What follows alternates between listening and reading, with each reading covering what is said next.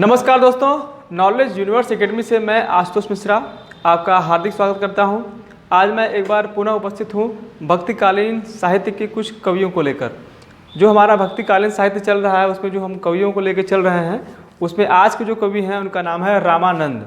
रामानंद पे क्वेश्चन अक्सर पूछा जाता है, चाहे टीजीटी हो, पीजीटी हो, नेट हो, सुपर टेट हो, बैंक हो, रेलवे हो, एसआई हो, कोई भी एग्ज़ाम हो, जो भी वनडे एग्ज़ाम होते हैं उसमें क्वेश्चन रामानंद के ऊपर पूछा जाता है। रामानंद भक्तिकालीन एक बहुत ही अच्छे कवि हुए हैं, बहुत ही प्रसिद्ध कवि हुए हैं और इन्होंने ही जो दक्षिण में भक्ति का सोता चल रहा था उसको उत्तर भारत में लाने का श्रेय रामानंद को ही जाता है। ठीक है, तो समय को ज़्यादा व्यर्थ न करते हुए हम लोग सीधे आते हैं, बात करते हैं टॉपिक पे अपने। और जितने लोग भी अभी लाइव में हमारे आ गए हैं वो लोग कमेंट करें, बताएं क्या उनको वीडियो साफ साफ दिखाई दे रहा है। ठीक है, चलिए, अच्छा है।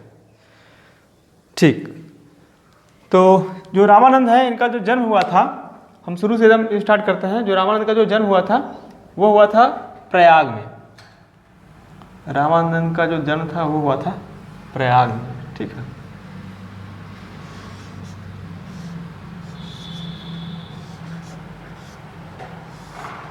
जन्म प्रयाग, सबको दिखाई दे रहा होगा। प्रयाग में कब हुआ था? प्रयाग में हुआ था ये 14वीं सदी में, 14वीं सदी। ठीक है, 14वीं सदी में जो है रामानंद का जन्म हुआ था। ओके, अब जो इनके गुरु थे, दिखाई दे रहा है ना? आप लोग कमेंट करिए। हाँ हाँ, ठीक है ठीक है। अब जो इनके गुरु थे उनका नाम था राघवानंद। जो रामानंद के गुरु हुए हैं उनका नाम था, क्या नाम था? राघवानंद। इनका जो दीक्षित संप्रदाय था वो था श्री संप्रदाय। ठीक है, नहीं कोई दिक्कत नहीं है। जिसका क्वालिटी, देखिए कोई कमेंट कर रहा है, कह रहा है सर साफ साफ दिखाई नहीं दे रहा है। जिसका क्वालिटी, मान लीजिए कि अगर आपको साफ नहीं दिखाई दे रहा है तो अपने वीडियो का क्वालिटी आप लोग बढ़ा दीजिए, 360 कर लीजिए, चाहे 450 कर लेंगे, आपको साफ दिखाई देगा। ठीक है, ठीक है। तो जो इनका जो दीक्षित संप्रदाय था वो था श्री संप्रदाय। ठीक है, इनका जो दीक्षित संप्रदाय था रामानंद का वो था श्री संप्रदाय। ये सभी आप लोग अपने कॉपी में लिखते चलें। दीक्षित जो संप्रदाय था वो कौन सा था भाई? वो था श्री संप्रदाय। श्री संप्रदाय। एग्जाम में अगर क्वेश्चन आता है कि रामानंद किस संप्रदाय में दीक्षा लिए थे, ठीक है, तो आपका उत्तर क्या होगा? रामानंद श्री संप्रदाय में दीक्षा लिए थे। ठीक है, अब जो इनका जो प्रमुख ग्रंथ है उसकी हम बात करते हैं। ठीक है, तो जो इनका पहला ग्रंथ है उसका नाम है योग चिंतामणि। प्रमुख ग्रंथ, प्रमुख ग्रंथ क्या है भाई? ये सब हम पढ़ा चुके हैं लेकिन फिर दोबारा पढ़ा रहे हैं, वीडियो के थ्रू जाएगा आप लोगों को। वो है योग चिंतामणि। ठीक है, योग चिंतामणि, एक तो ये इनका ग्रंथ है। ठीक है, इसके साथ ही एक है वैष्णव मताब्ज भास्कर। एक है वैष्णव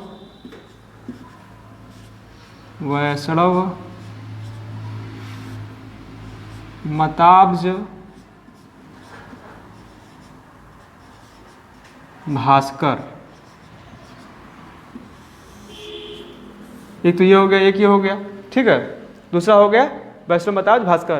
तीसरा हो गया राम रक्षा स्रोत। तीसरा है राम रक्षा स्रोत। ठीक है, और जो चौथा ग्रंथ इनका है वो है श्री रामार्चन पद्धति। इसको मैं यहाँ लिख देता हूँ क्योंकि वो ज़्यादा उधर हो जाएगा। तो चौथा ग्रंथ इनका है वो है श्री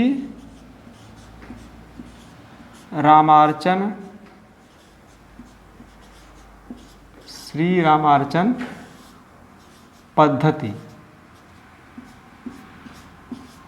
ठीक है, पहला ग्रंथ क्या हो गया? पहला ग्रंथ हो गया योग चिंतामणि, दूसरा क्या हो गया वैष्णव मतावज भास्कर हो गया, तीसरा क्या हो गया राम रक्षा स्तोत्र हो गया, और जो चौथा ग्रंथ है वो हो गया श्री रामार्चन पद्धति। ठीक है, इनके जो 4 ग्रंथ हैं यही जो है महत्वपूर्ण ग्रंथ माने जाते हैं। लेकिन आचार्य रामचंद्र शुक्ल ने केवल 2 ग्रंथों को ही माना है। ठीक है, क्योंकि आचार्य रामचंद्र शुक्ल आपको पता ही है कि हर जगह अपना जो है उंगली किए हुए हैं ये। तो आचार्य रामचंद्र शुक्ल के अनुसार केवल 2 ग्रंथ ही इनके महत्वपूर्ण हैं।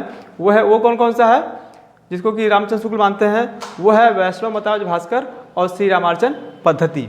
ठीक है, हाँ सही नहीं दिखेगा। वो हो गया वैष्णव मतावज भास्कर और श्री रामार्चन पद्धति।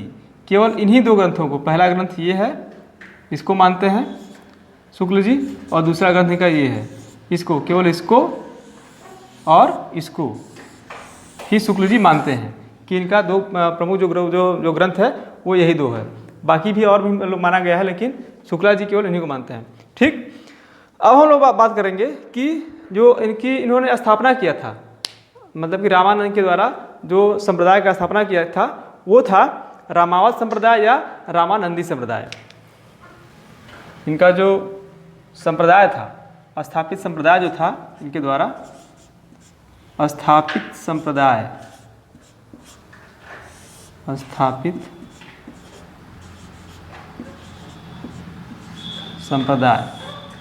तो वो क्या था? वो था रामावत संप्रदाय या फिर रामानंदी संप्रदाय। एग्जाम में चाहे जो आए आप जानिएगा कि इसी बात हो रही है, चाहे रामावत बोला जाए या रामानंदी बोला जाए। रामानंदी मतलब कि रामानंद के द्वारा स्थापित रामानंदी संप्रदाय। मुझे आशा है कि आपको ये समझ में आ रहा होगा, आपको दिख रहा होगा। ठीक है, स्थापित संप्रदाय क्या हो गया? रामावत या रामानंदी संप्रदाय। किस संप्रदाय में ये दीक्षा लिए थे? तो वो है श्री संप्रदाय। देखिए दोनों चीज़ें अलग अलग हैं, आपको याद होना चाहिए कि अगर ये पूछेगा किस संप्रदाय में ये दीक्षा लिए थे तो आपका उत्तर होगा श्री संप्रदाय। और इनके द्वारा कौन सा जो संप्रदाय का स्थापना किया गया तो वो हो जाएगा रामावत या रामानंदी संप्रदाय। इन्होंने जो है रामानंद जी ने जो है ये काम किया था कि इन्होंने विष्णु के स्थान पर राम की भक्ति का प्रचलन किया था, राम की भक्ति का प्रतिपादन किया। इसीलिए इनके संप्रदाय का नाम था रामावत संप्रदाय या रामानंदी संप्रदाय। ठीक है, देखिए राम से है रामावत, मतलब कि इन्होंने विष्णु के स्थान पर राम को ज़्यादा तवज्जो दिया, ज़्यादा ही उनके भक्ति का प्रचलन चलाया, इसीलिए उनके संप्रदाय का नाम है रामावत संप्रदाय। ठीक है, अब लोग हम आगे बात करते हैं कि जो दक्षिण भारत में, जो अभी तक तो दक्षिण भारत में सब कुछ चल रहा था, उत्तर भारत में भक्ति को लाने का श्रेय रामानंदन जी को ही जाता है, ये आपको पता होना चाहिए। इसमें से यही सबको सारा क्वेश्चन आ सकता है आपके साथ ही अगर इनके जो है गुरु परंपरा की बात करें तो रामार्चन पद्धति जो है ना, इसी में इनकी गुरु परंपरा का उल्लेख किया गया है। जो रामार्चन पद्धति है,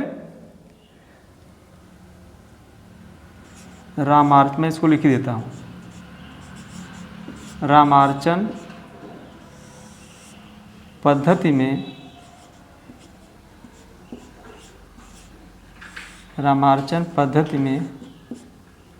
रामानंद के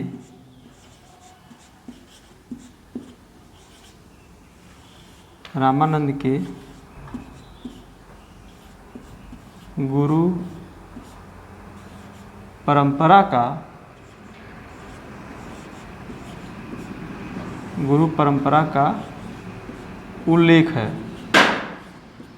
ठीक है,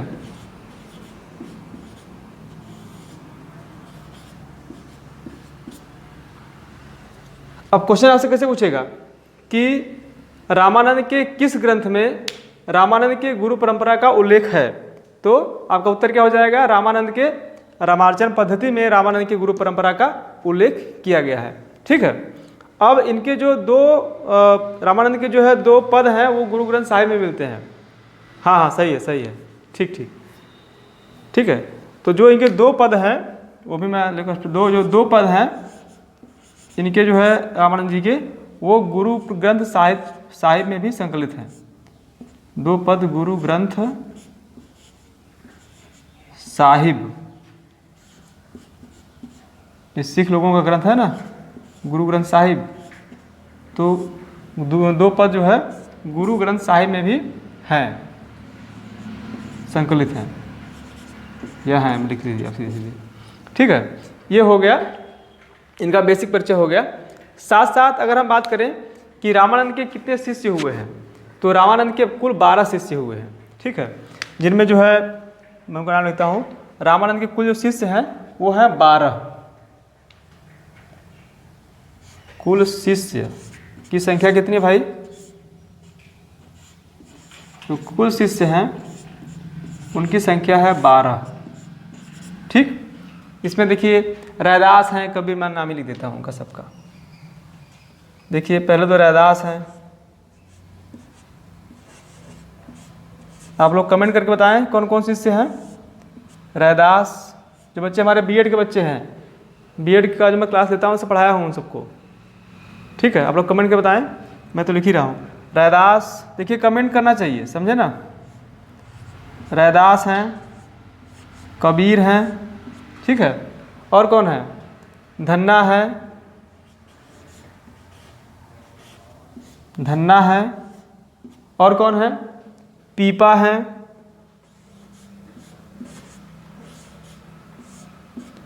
सेन है, ये भी है। कितने हो गए? रैदास, कबीर, धन्ना, पीपा, सेन, और कौन है भाई? भावानंद और हरियानंद, ये भी है। ये हो गया भावानंद, और कौन है? और कौन है? नरहरयानंद, बिल्कुल सही। एक है नरहरयानंद। भावानंद हो गए, नरहरयानंद हो गए, और कौन है? बिल्कुल अनंतानंद, सुखानंद, सुरसुरानंद, बिल्कुल सही। अनंतानंद,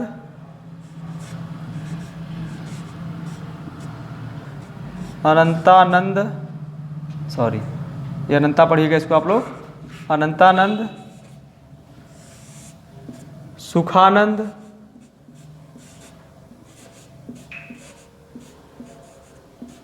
अनंतानंद, सुखानंद, और कौन है भाई? सुरसुरानंद, बिल्कुल सही।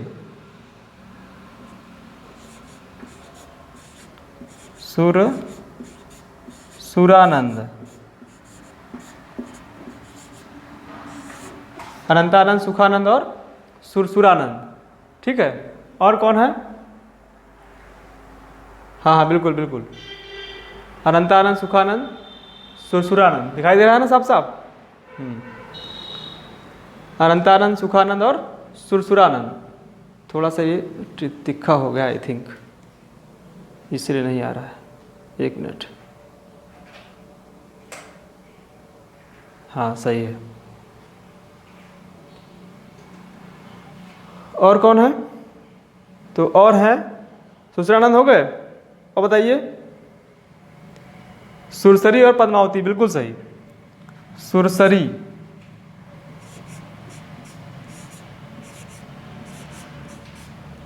सुरसरी और पद्मावती। पद्मावती ये पद्मावत वाले पद्मावती नहीं है, ठीक है, ये दूसरी पद्मावती है। ठीक है, ये सब चीज़ आपको पता होना चाहिए। साथ ही थोड़ा सा वीडियो में दिक्कत आ रहा है, मैं अभी इसको सही करता हूँ, फिर करता हूँ।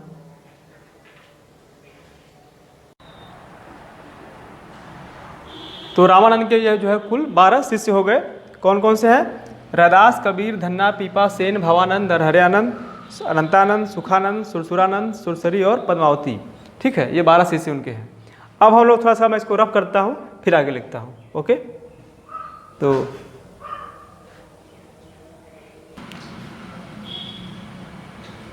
दोस्तों रामानंद के शिष्यों के बारे में हम लोग बात कर चुके हैं कि रामानंद के कुल 12 शिष्य थे। ठीक है, आगे हम लोग बात करते हैं। देखिए जो रामानंद जी हैं, इनके बारे में जो है नाभादास जी ने कहा था, नाभादास जी ने कहा था कि रामानंद दसधा भक्ति के आगार हैं। ये भी क्वेश्चन पूछा जा सकता है कि रामानंद को किसने कहा कि रामानंद दसधा भक्ति के आगार हैं? तो किसने कहा था? नाभादास ने कहा था। मैं आपको लिख देता हूँ, रामानंद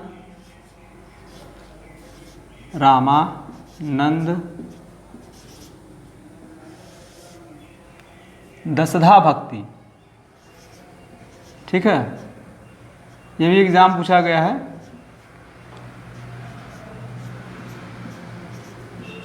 दसधा भक्ति के आगार हैं। आगार हैं, किसने कहा था? ये कहा था नाभादास जी ने, नाभादास। ठीक है, एग्जाम में क्वेश्चन कहीं से पूछा जा सकता है, तो आप हर क्वेश्चन पढ़ने का प्रयास करें जो भी क्वेश्चन इंपॉर्टेंट है। ठीक है, आगे हम बात करते हैं। जी हाँ, नाभादास, इनका नाम नाभादास है। देखिए, जो एक अनंतानंद हुए हैं, अनंतानंद के जो शिष्य थे उनका नाम था कृष्णदास पैहारी। कृष्णदास पैहारी ने ही रामानंद का आगे चलकर एक गद्दी स्थापित किया, जो कि राजस्थान के गलता नामक स्थान पर है। तो राजस्थान के गलता नामक स्थान पर रामानंद की गद्दी स्थापित करने वाले कौन थे? वो थे कृष्णदास पैहारी।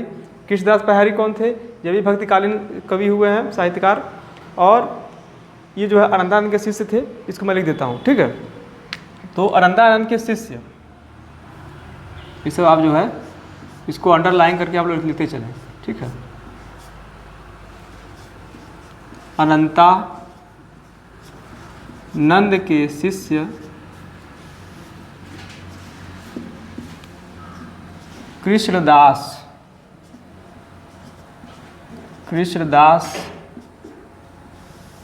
पैहारी।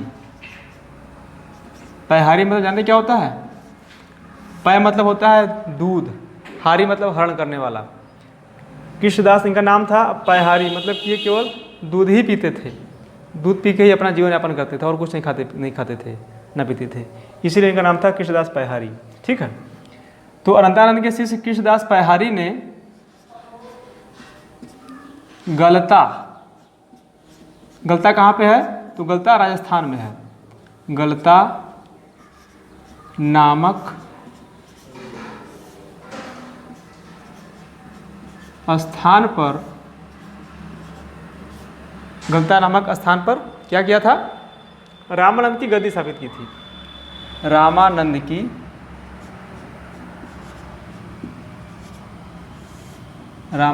की गद्दी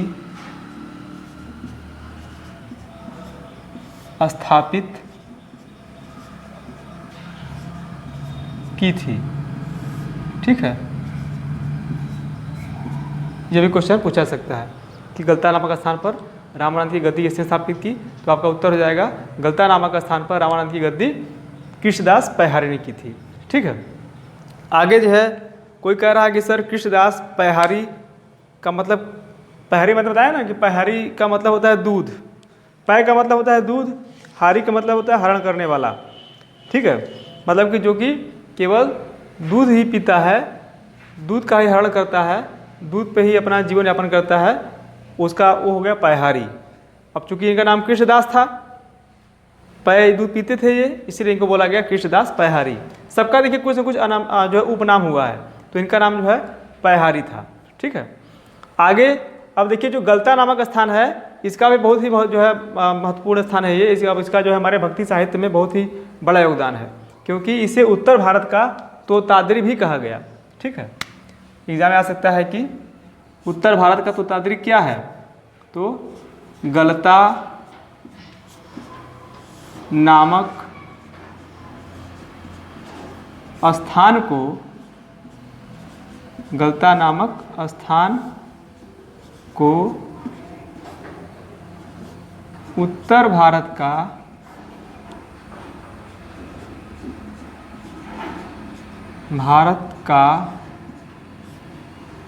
तोताद्री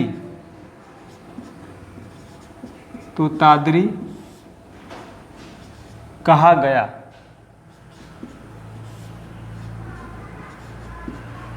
गलता नामक स्थान को उत्तर भारत का क्या कहा गया? तोताद्री कहा गया। तोताद्री मतलब क्या होता है? जहाँ की वैष्णव और शैव, मतलब कि जो नैनार और आलवार जो थे वो लोग तोताद्री में जो दक्षिण भारत का नाम का स्थान था, तोताद्री नामक स्थान, वहाँ पे लोग पूजा पाठ करते थे। तो जो उत्तर भारत का तोताद्री है वो जो है गलता नामक स्थान है। ठीक है, अब ये तोताद्री क्या है, तो तोताद्री में जो है वैष्णव और शैव एक साथ मिलकर जो है पूजा पाठ करते हैं। ठीक है, तो उत्तर भारत का तोताद्री क्या हो गया, गलता नामक स्थान हो गया। गलता स्थान कहाँ पे है, तो ये जो है राजस्थान में है। ठीक है, आगे हम लोग बात करते हैं कि रामानंद को आकाश धर्मा गुरु किसने कहा। ठीक है, कोई कमेंट कर रहा है, बिल्कुल बिल्कुल बिल्कुल, हजारी प्रसाद द्विवेदी ने कहा था। तो रामानंद को आकाश धर्मा गुरु किसने कहा था, हजारी प्रसाद द्विवेदी ने कहा था। हजारी प्रसाद द्विवेदी ने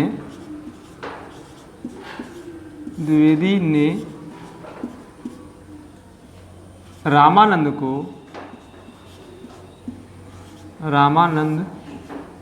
को क्या कहा था, आकाश धर्मा गुरु कहा था।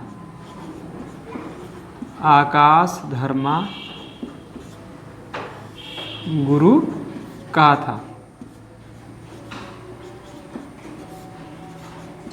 ठीक है, आकाश धर्मा गुरु।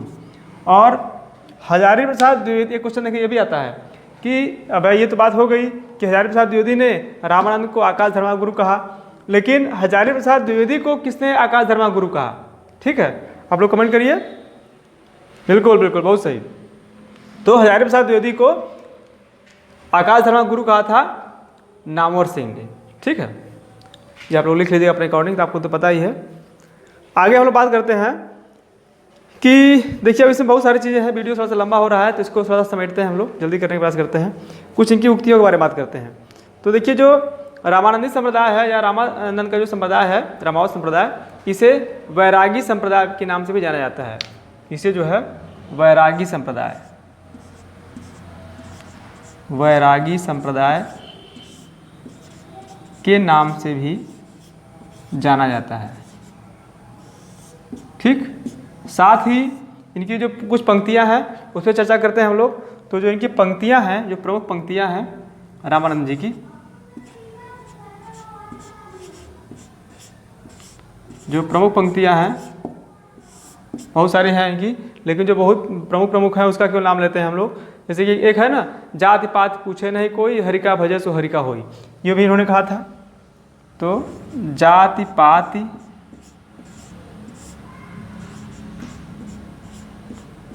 पूछे नहीं कोई, हरि का भजे, आप लोग इसको लिख लीजिएगा, जाति पात पूछे नहीं कोई, हरि का भजे सो हरि का होई। साथ ही इन्होंने कहा जो आरती कीजिए हनुमान लला की, ये भी रामानंद ने लिखा था। ठीक है, और क्या लिखा था आप लोग बताइए, बिल्कुल बिल्कुल बिल्कुल, शब्द तो हृदय बसे शब्द तो नैनो बसे, ये भी रामानंद ने कहा था। प्रमुख पंक्तियाँ यही है। एक इनका क्या है, शब्द तो हृदय बसे शब्द तो नैनो बसे, साथ ही जाति पात पूछे नहीं कोई, हरि का भजे सो हरि का होई, और एक और है आरती कीजिए हनुमान लला की दुष्ट दलन रघुनाथ कला की, ये भी है। ठीक, अब वैसे तो बहुत सारी चीज़ें इसमें रामानंद के बारे में और भी बहुत सारी चीज़ें हैं, लेकिन वीडियो लंबा हो जाएगा। उम्मीद करता हूँ कि जो भी अभी आपको बताया गया ये आपको लिए अच्छा होगा, आप लिए जो है नवीन लगा होगा आपको भी। अगर आपको ये वीडियो पसंद आया हो तो आप इस वीडियो को लाइक करें, शेयर करें और इस चैनल को सब्सक्राइब करना बिल्कुल ना भूलें। साथ ही अगर जिसको भी अभी हमारे यहाँ एडमिशन चल रहा है उसमें टीजीटी में, पीजीटी में, नेट में, जिसको भी टीजीटी पीजीटी नेट का कोचिंग लेना है या फिर पेट का कोचिंग लेना है, वो जो है 62 015 64 935 इस पर आप कॉल कर सकते हैं। ये हमारे ऑफिस का नंबर है। सुबह जो है 7 बजे से लेकर रात को 10 बजे तक आप जब भी फ्री हो कॉल कर सकते हैं और अपना शेड्यूल निर्धारित कर सकते हैं। मिलते हैं आपसे अगले वीडियो में, तब तक के लिए धन्यवाद।